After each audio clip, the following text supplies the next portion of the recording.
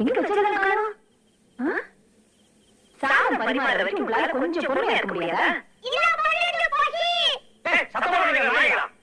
கல்யாண வீட்டுல சாப்பிடலாம் சொன்னேன்.